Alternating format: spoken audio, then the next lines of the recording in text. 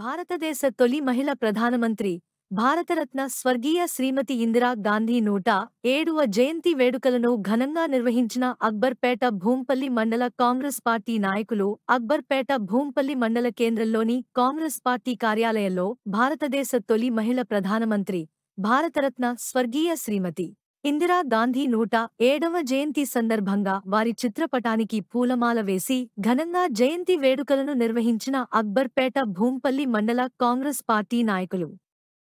ఈ సందర్భంగా దుబ్బాక బ్లాక్ కాంగ్రెస్ అధ్యక్షులు పాతూరి వెంకటస్వామి గౌడ్ మాట్లాడుతూ ఇందిరా గాంధీ గారి జయంతి సందర్భంగా తెలంగాణ ప్రభుత్వం జాతీయ సమైక్యత దినోత్సవంగా జరుపుకుంటుందని తెలిపారు.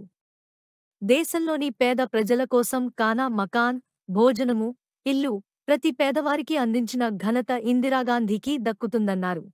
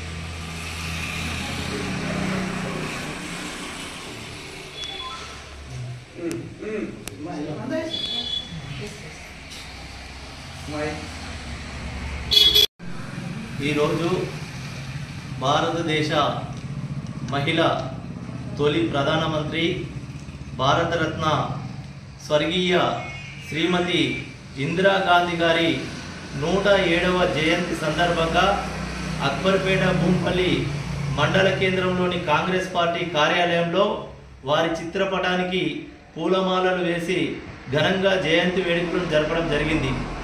ఈరోజు తెలంగాణ రాష్ట్ర ప్రభుత్వము ఇందిరాగాంధీ గారి జయంతి సందర్భంగా ఇందిరాగాంధీ గారి జాతీయ సమైక్యత దినోత్సవం జరుపుకోవడం జరుగుతోంది.